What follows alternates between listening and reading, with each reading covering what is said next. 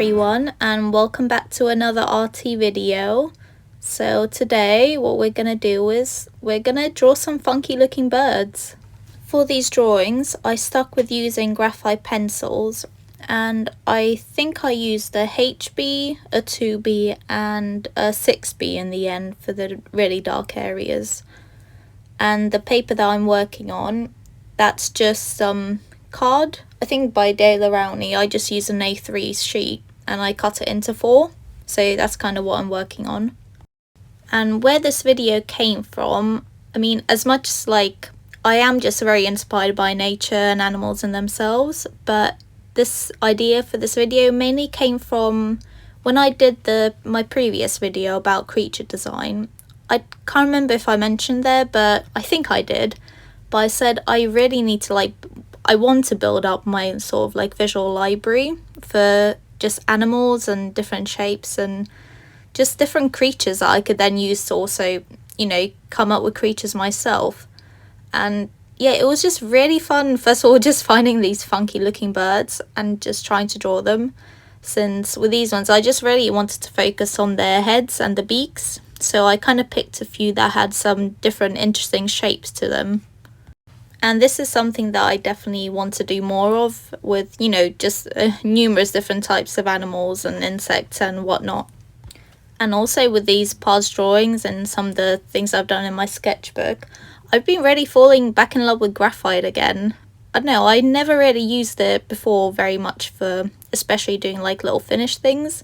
I always sort of just use it for sketching out something, since I always found that it kind of just led to a lot of smudging and I just didn't like it. But I don't know, I'm kind of been feeling it lately. I don't know, it's quite good. It's quite good. I'm finally realizing that now. And I just think it's quite good for learning how to build up shapes through shading as well, and just how to use the pencils properly with the HBs and the darker ones and the softer ones, and yeah, just how to build up those layers better.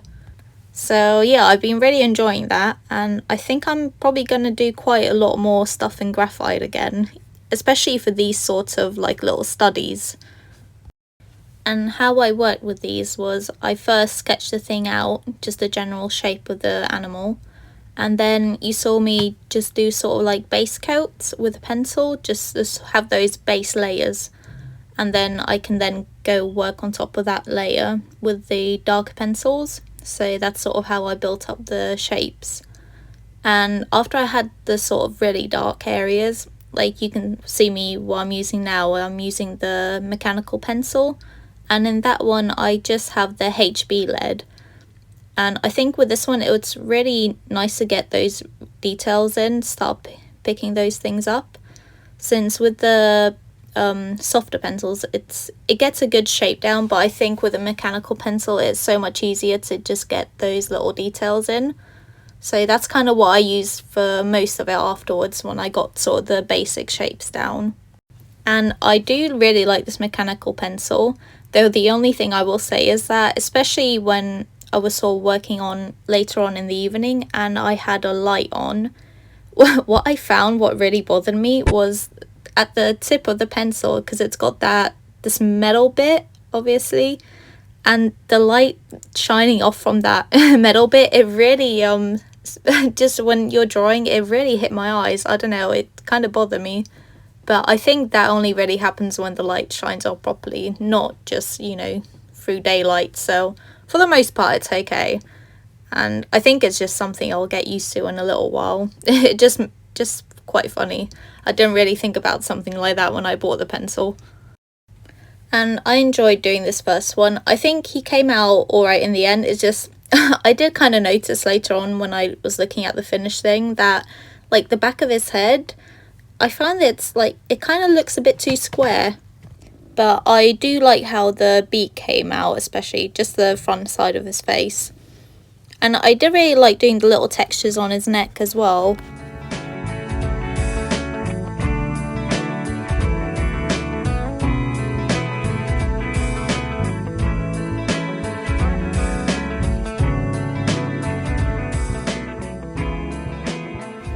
Now we're on to bird number 2.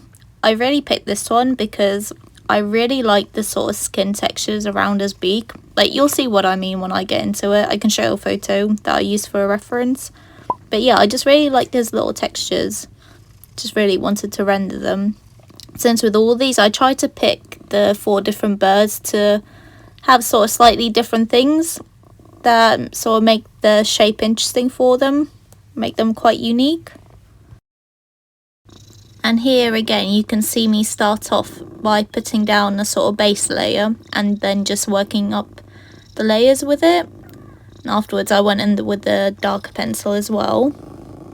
And I do really like this method of working, since you can really start to carve out the different bigger shapes, especially that would be under the fur, that you can then put on top of the base layer. Since if you draw out the smaller little hairs first, those might get lost when you try to apply the shading on top of it later on. So I think this is just a better way of working. And I think that's sort of where I might have failed, quote unquote failed, before when I've tried using graphite for finished sort of pieces. Since I didn't really have any sort of base layers, I was just trying to do it in one go, in one layer. But using this method, I think it really helped me to flesh out the shapes of it more.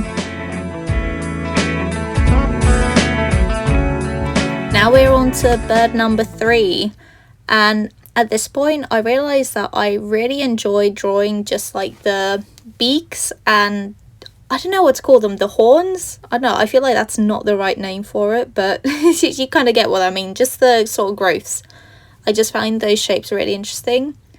And I definitely want to try and do more of them, especially when I might incorporate into any creatures that I try and come up with. I'm definitely really loving those aspects of it. And yeah, this one was really fun to do actually.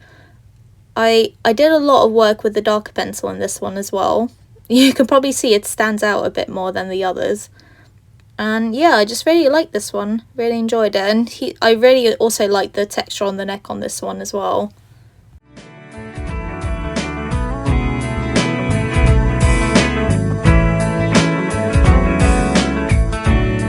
Now we're on to our last bird, bird number 4, and with this one I really loved his beak, as we all do, a massive beak and his beautiful little eye. But with this one I realised that I am not confident in drawing out feathers. I just found it quite difficult, so I think that's definitely something I need to work on. And I think maybe I just needed to try and spend just a bit more time with it. Just take my time with the feathers, since I think at this point I was trying to sort of get it done and I didn't want to spend like too crazy long on these little drawings. But yeah, I think the feathers definitely could use some work, especially on the neck area.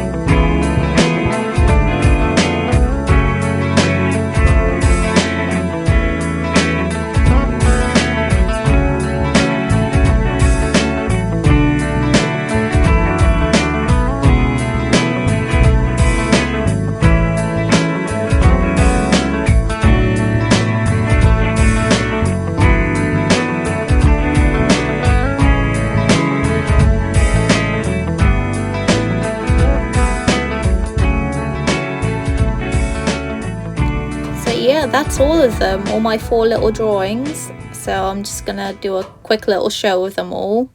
And yeah, I really enjoyed doing this. I definitely want to get back more into just doing studies of nature and animals, and just skulls and different sort of shapes. Just draw things I haven't drawn as much before. So yeah, it was good practice and I really enjoyed it. I do just enjoy drawing from life as well. It's just, you know, well, I say life, but you know, just nature in general. I just really love that. So it was nice to get back into it.